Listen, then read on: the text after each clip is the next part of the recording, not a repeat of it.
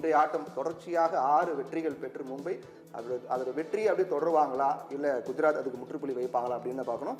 மும்பை குஜராத் 2 பேரும் மோதனா அந்த ஃபைட் எப்படி இருக்குன்னு பார்க்குறீங்க? கிரிக்கெட் ஃபைட் கண்டிப்பாக. அதாவது ஹர்திக் பாண்டியாவோட 2 டீம் இன்னைக்கு மோதிக்க போகிறாங்க அப்படின்னு தான் சொல்லணும். ஏன்னா ஹர்திக் பாண்டியா ஜிடியில் கேப்டனாக இருந்து கப்பை ஜெயிச்சு வெளியே வந்தவர். ஸோ இன்னொரு சீசனில் ஃபைனலுக்கு கொண்டு வந்த ஒரு டீம் குஜராத். ஸோ அதுக்கப்புறம் இந்த சீசனில் நம்ம 2 டீமுமே கொஞ்சம் தவறா எடை போட்டோம் ஸ்டார்டிங்ல. ஸோ குஜராத் ஆப்ஷன்ல மும்பை நம்ம வேற மாதிரி நினைச்சோம். ஆமா, மும்பை வாய்ப்பே இல்ல, அவ்வளவுதான் முடிஞ்சது கதை அப்படின்னு நினைச்சோம். ஆமா, ஏன்னா சன்ரைசர்ஸ் மாதிரி சென்னை மும்பை தான் 9th 10th பிளேஸ் வரும் அப்படின்னு எதிர்பார்த்தோம்.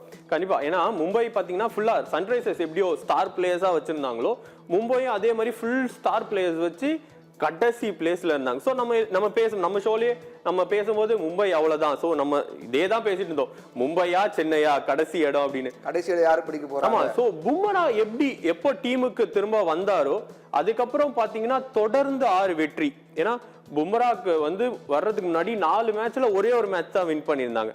அதுக்கப்புறம் அவருக்கு மட்டுமே காரணம் சொல்ல முடியுமா? ஏன்னா அவருடைய பெர்ஃபார்மன்ஸ் அந்த அளவுக்கு அவரால் மட்டும் தான் மும்பை வின் பண்ணது அப்படின்னு சொல்ல முடியாதுல்ல. கண்டிப்பா. அதாவது நீங்க ஒரு பிளேயர் வரும்போது அந்த டீமோட ஒரு பாசிட்டிவ் எனர்ஜி வரும் அப்படின்னு சொல்லுவாங்க. ஆமா, ஏன்னா அதாவது பும்ரா வந்த பிறகு பாத்தீங்கன்னா ஒரு போலர் நல்ல ஒரு ஸ்ட்ராங் ஸ்டார்ட் கொடுத்துட்டாங்க அப்படின்னாலே பாத்தீங்கன்னா, ஏன்னா பும்ரா ஒரு மேட்ச் வின்னிங் போலர் அப்படின்னு நம்ம சொல்லலாம். ஏன்னா எக்கச்சக்க டைம் நம்ம T20 வேர்ல்டு கப்பை ஜெயிக்கிறதுக்கு ஒரு மிகப்பெரிய போலர், மிகப்பெரிய காரணம் அப்படின்றது பும்ரான்னு நம்ம சொல்லலாம். அதே மாதிரிதான் மும்பை இந்த 5 தடவை கப்பு ஜெயிச்சாலும் அதுல நிறைய டைம் அவங்க மேட்சஸ் வின் பண்ண காரணம் பாத்தீங்கன்னா பும்ரா அப்படின்னு சொல்லலாம். ஏன்னா அவர் எப்போ விக்கெட் எடுத்து கொடுப்பாருன்னே நம்ம சொல்ல முடியாது. எப்போ அதாவது ரன்னே கொடுக்க மாட்டோம். நீங்க ரெகுலரா நீங்க அவரை வாட்ச் பண்ணீங்கன்னா தெரியும்.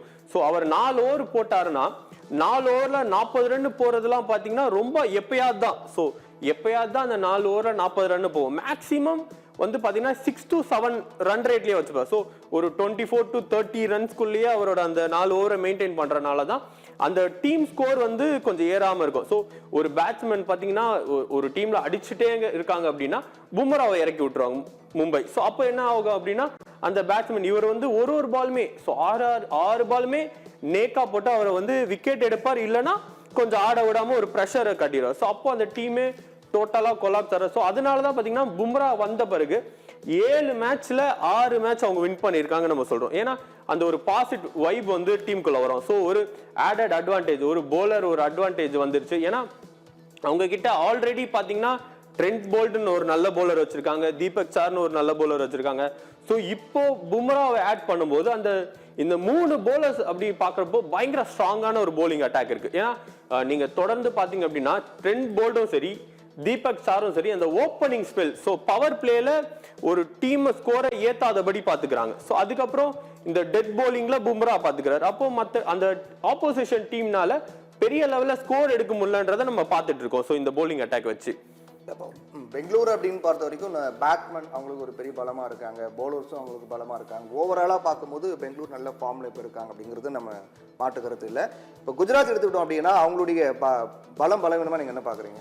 ஸோ குஜராத்தில் பார்த்தீங்கன்னா அதாவது இந்த ஒரு 3 பேர் நம்ம பலம்னு சொல்லலாம். ஏன்னா அந்த 3 பேர் தான் இந்த சீசனே அவங்களுக்கு காப்பாத்திட்டு இருக்காங்க. அதாவது இந்த 4th பொசிஷன்ல இருக்கிறதுக்கான காரணம் இந்த 3 பேர் தான். ஸோ கில், பட்லர், சாய் சுதர்ஷன் அப்படின்னு நம்ம சொல்லலாம். ஏன்னா டோட்டலா இந்த சீசன் எடுத்து பார்த்தீங்க அப்படின்னா இந்த 3 பேர் மட்டும்தான் அவங்க டீம்ல பேட்டிங்கே ஆடி இருக்காங்க.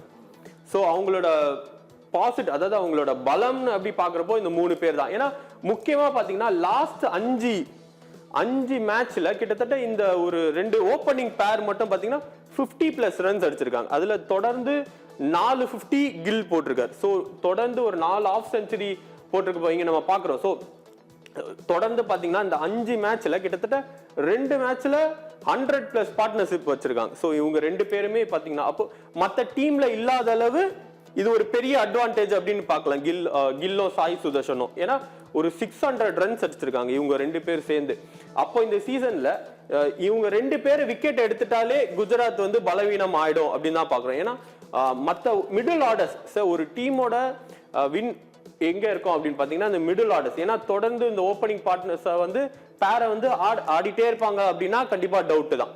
என்னைக்காவது ஒரு நாள் தடுமாறுவாங்க. அப்போ இந்த மிடில் ஓவர்ஸ் காப்பாத்தவங்க அப்படின்னு பாத்தீங்கன்னா ஜிடில தொடர்ந்து இந்த மிடில் ஆர்டர்ஸ் வந்து இவங்களுக்கு இன்னும் ஒரு பலமே ஆகல அப்படின்னு நம்ம சொல்லணும்.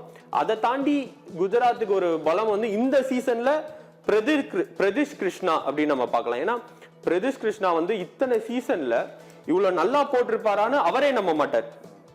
இந்த சீசன்ல பிரதிஷ் கிருஷ்ணா வந்து பாத்தீங்கன்னா ரொம்ப எக்ஸ்ட்ராடினரியா போட்டிருக்கு. கிட்டத்தட்ட பாத்தீங்கன்னா இந்த பர்பிள் கேப்பை நோக்கி ஓடிட்டு இருக்காரு. சோ 10 மேட்ச் தான் ஆடி இருக்காங்க. அவங்க 10 மேட்ச்ல கிட்டத்தட்ட 7 மேட்ச் வின் பண்ணிருக்காங்கன்றது ஒரு பெரிய விஷயம். சோ இன்னும் அவங்களுக்கு ஒரு 4 மேட்ச் இருக்கு. சோ இதுல பாத்தீங்க அப்படின்னா இன்னும் அவங்க மேபி நீங்க சொன்ன மாதிரி ஒரு 3 மேட்ச் வின் பண்ணிட்டாங்க அப்படின்னாலே அந்த டாப் 2 பிளேசஸ்ல இருக்க வாய்ப்பு இருக்கு. ஏன்னா அவங்களோட நெட் ரன் ரேட், சோ முக்கியமா குஜராத்தை மட்டும் கிடையாது, குஜராத்தும் மும்பையும் பாத்தீங்கன்னா நெட் ரன் ரேட் மத்த டாப்ல இருக்கிற 2 டீமை தாண்டி அதிகமா வச்சிருக்கிறது.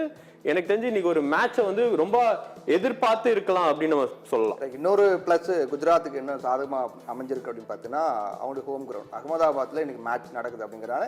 ஏன்னா அந்த பிச்சு பொறுத்த வரைக்கும், அந்த கிரவுண்ட் பொறுத்த வரைக்கும் அதிகமா அங்க குஜராத்தை வின் பண்ணியிருக்காங்க.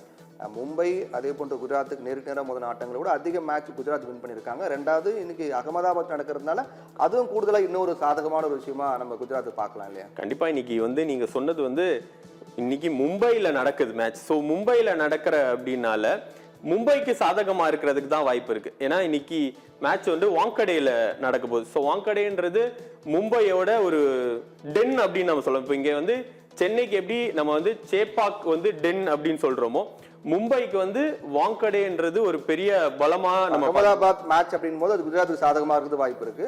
வான்கடே அப்படின்னா மும்பை தொடர்ந்து அவங்களோட ஹோம் கேம்ல நீங்க பாத்தீங்க அப்படின்னா தொடர்ந்து மும்பை வின் பண்ணிட்டு இருக்காங்க. சோ இங்க சென்னை எப்படி பாத்தீங்கன்னா தொடர்ந்து அவங்களோட ஹோம் கிரவுண்ட் ஒரு சீசன், இந்த சீசன் மேபி அவங்களுக்கு வந்து தவறா நடந்திருக்கலாம். பட் தொடர்ந்து எக்கச்சக்க டைம் நீங்க பார்த்தா சேப்பாக்குல சிஎஸ்கே அடிக்கிறது ரொம்ப கஷ்டம் அப்படின்னு சொல்லுவாங்க.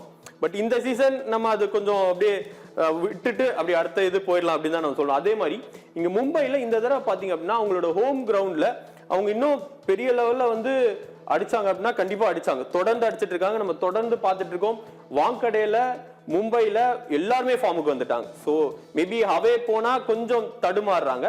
பட் ஆனா இங்க வாங்கடேன்னு வந்துருச்சு அப்படின்னா இந்த ஒரு 2 பிளேயர் நம்ம முக்கியமா சொல்லணும். யார் அப்படின்னா ரோஹித் சர்மாவும் சூரியகுமார் யாதவும் பாத்தீங்கன்னா மும்பையை நின்று ஜெயிச்சு கொடுத்துட்டு வந்துடுறாங்க அப்படின்னு சொல்றோம். ஸோ வாங்கடேல நடக்கிறனால மும்பைக்கு ஒரு பெரிய சாதகமா இருக்கிறதுக்கு வாய்ப்பு இருக்கு.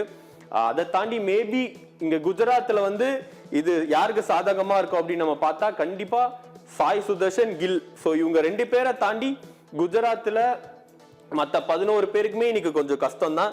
ஏன்னா மத்த யாருக்குமே இந்த கிரவுண்ட் வந்து பெருசா தெரியாதது. நம்ம ஒரு வீக்கா குஜராத்தை பாக்குறோம். இங்க 11 பேருக்குமே மும்பைல நடக்கிறது ஒரு அட்வான்டேஜா பாக்குறோம் மும்பைக்கு.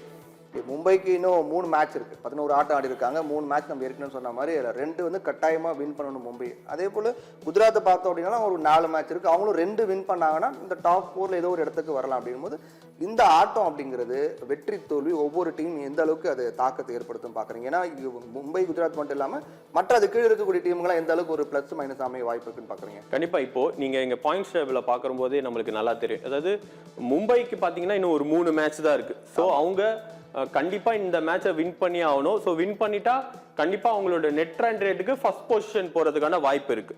அதை தாண்டி நம்ம இங்க குஜராத்தை பொறுத்த வரைக்கும் பாத்தீங்க அப்படின்னா 10 மேட்ச்ல 14 பாயிண்ட்ஸ் வச்சிருக்காங்க. ஸோ இன்னும் கிட்டத்தட்ட இந்த மேட்சோட சேர்த்து ஒரு டோட்டலா உங்களுக்கு 4 மேட்ச் இருக்கு. பட் என்ன ஒரே ஒரு ப்ராப்ளம் அப்படின்னா அவங்களோட கீழே இருக்கிற டீம் வந்து பாத்தீங்கன்னா 13 புள்ளியில இருக்காங்க. ஸோ மேபி இன்னைக்கு அவங்க மேட்ச் தோத்துட்டாங்க அப்படின்னா டெல்லி வர்றதுக்கான வாய்ப்பா, அதாவது வழி வகுக்கிறாங்க அப்படின்னு நம்ம சொல்லலாம். சோ மேபிக்கு இன்னும் அதிக வாய்ப்பு இருக்கு. ஆமா கண்டிப்பா. இப்போ குஜராத் இன்னைக்கு தொடர்ந்து ஒரு 2-3 மேட்ச் 2 மேட்ச் தாண்டி ஒரு 3 மேட்ச் தோத்துட்டாங்க அப்படின்னா கீழே இருக்கிற டீம் டெல்லி வந்து தொடர்ந்து ஒரு 2 மேட்ச் ஜெயிச்சிட்டாங்க அப்படின்னா 17 பாயிண்ட்ல மேல வர்றதுக்கான வாய்ப்பு இருக்கு. சோ அவங்களுமே பாத்தீங்கன்னா கிட்டத்தட்ட பிளஸ் நெட் ரன் ரேட் வச்சிருக்கிறதுனால இந்த பாயிண்ட்ஸ் டேபிள்ல திருப்பி போடுறதுக்கான வாய்ப்பு இருக்கு. பட் இன்னைக்கு மேட்ச்ல எனக்கு தெரிஞ்சு மும்பை வின் பண்றதுக்கான அதிக வாய்ப்பு இருக்கு. ஏன்னா அவங்க தொடர்ந்து 6 மேட்ச், சோ ஒரு டீம் தொடர்ந்து 6 மேட்ச் வின் பண்றாங்க அப்படின்னா அதுவும் எதுவுமே சாதாரண வின் கிடையாது. சோ நீங்க தொடர்ந்து பாத்தீங்கன்னா 15 ஓவர்லயே மேட்சை முடிச்சிடுறாங்க. சோ அவங்களுக்கு வந்து செகண்ட் பேட்டிங் கிடைச்சிச்சுன்னா நீங்க ஒரு 200 ஸ்கோர் அடிச்சா கூட அவங்க அதை 15 ஓவர்ல முடிச்சுட்டு வந்துடுறாங்க. அதை தாண்டி மேபி ஃபர்ஸ்ட் பேட்டிங் கொடுத்தீங்கன்னா 200 220 பிளஸ் ரன்ஸ் அடிக்கக்கூடிய ஒரு டீமா மாறிட்டு வராங்க. ஏன்னா முக்கியமா இங்க ரோஹித் சர்மா ஃபார்முக்கு வந்தது மும்பைக்கு ஒரு அட்வான்டேஜா ஆயிட்டே இருக்கிறது. அது ஆப்போசிஷன் டீமுக்கு எல்லாருமே ஒரு பலவீனமா நம்ம பார்த்துட்டு இருக்கோம். ஒவ்வொரு மேட்சும் ஒவ்வொரு பிளேயர் ஜொலிப்பாங்க. அந்த வகையில் இன்னைக்கான எக் ஃபேக்டர் பத்தி தான் நம்ம பார்க்க போறோம். ஏன்னா மும்பை குஜராத் ரெண்டு டீமுக்கான எக் ஃபேக்டர் யார் அப்படிங்கிறதா இன்னைக்கு ஒரு மிகப்பெரிய எதிர்பார்ப்பாம் கேள்வியாகவும் எழுப்பியிருக்கு. எக் ஃபேக்டர் யார் அப்படின்னு பார்க்கும்போது லிவி, உங்களுடைய கணிப்பு என்னவா இருக்கு? இன்றைய ஆட்டத்துக்கான எக் ஃபேக்டர் ரெண்டு டீம்ல யாரா இருப்பான்னு பாக்குறீங்க? கண்டிப்பா ரெண்டு டீம்லயும் பாத்தீங்கன்னா நம்மளுக்கு இனி எக்ஸ் ஃபேக்டரா யாரை செட் பண்றோம் அப்படின்னா இந்த ஒரு 3 பேட்ஸ்மேனை நம்ம செட் பண்றோம். ஸோ இங்க மும்பையை பொறுத்த வரைக்கும் பாத்தீங்கன்னா ஃபார்ம்ல இருக்கிற 3 batsman Rohit Sharma, Ryan Rickelton, so அதை தாண்டி சூரியகுமார் யாதவ். ஸோ இவங்க 3 பேரும் தான் எனக்கு தெரிஞ்சு இன்னைக்கு ஒரு பெரிய லெவல்ல பிளே பண்ணுவாங்க அப்படின்னு நம்ம பார்க்க போறோம். ஸோ இங்க இந்த பேட்ஸ்மேனுக்கு அப்படியே போட்டியா இங்க 3 பேர் நம்மளுக்கு வந்து கன்சிஸ்டன்டா ஆடிட்டு இருக்குது. ஜிடில கில், சாய் சுதர்ஷன், பட்லர். ஸோ எனக்கு தெரிஞ்சு இன்னைக்கு இந்த 3 பேட்ஸ்மேனுக்குள்ள தான் போட்டி இருக்கும். ஸோ மும்பையை பொறுத்த வரைக்கும் ஒரு batsman track, so batting track அப்படின்னால ஒரு 200+ ஸ்கோர் வந்தாதான் எந்த டீம்னாலுமே வின் பண்றதுக்கான வாய்ப்பு இருக்கு. ஸோ இன்னைக்கு ஃபுல் கேம் பேட்ஸ்மேனை நம்பி போறனால தான் நம்ம இந்த 3 பேரை செட் பண்ணியிருக்கோம். ஓகே, நாம சொல்லிட்டோம் இன்னைக்கான எக் ஃபேக்டர் யார் இருப்பாங்க அப்படின்னு. ஆனா ரசிகர்கள் என்ன முடிவு பண்ணியிருக்காங்க அப்படின்னு பார்த்தா வினோமீட்டர் யாருக்கான அதிக வாய்ப்பு இன்னைக்கு இருக்கு.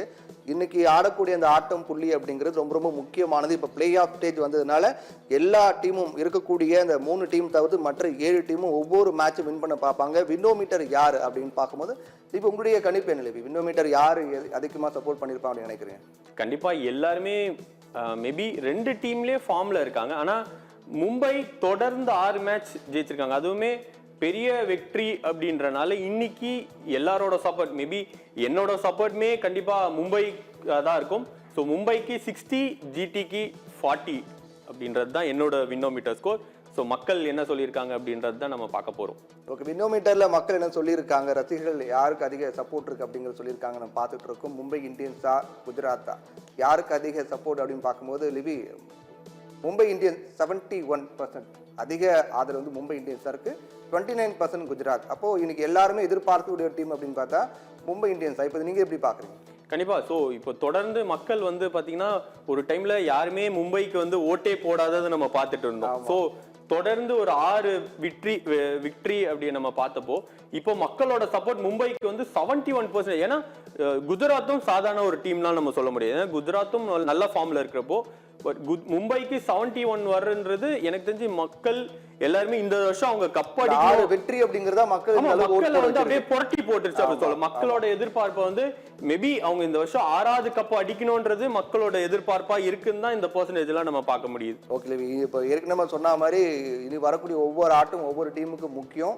அதனால இனி இது ஐபிஎல் அப்படின்னாலே பரபரப்பு பஞ்சம் இருக்காது. ஆனா இனி வரக்கூடிய ஒவ்வொரு ஆட்டமும் பரபரப்பு பஞ்சம் இருக்கு அப்படின்னு, கூடுதல் பரபரப்பு இருக்கும் அப்படின்னு நம்ம நம்பலாம். ஏன்னா மும்பை குஜராத் 2 டீமுமே டஃப்பான டீம் தான். 2 பேரும் மோதக்கூடிய ஆட்டம் யாருக்கு சாதகமா இருக்கும் அப்படின்னு பார்க்கலாம்.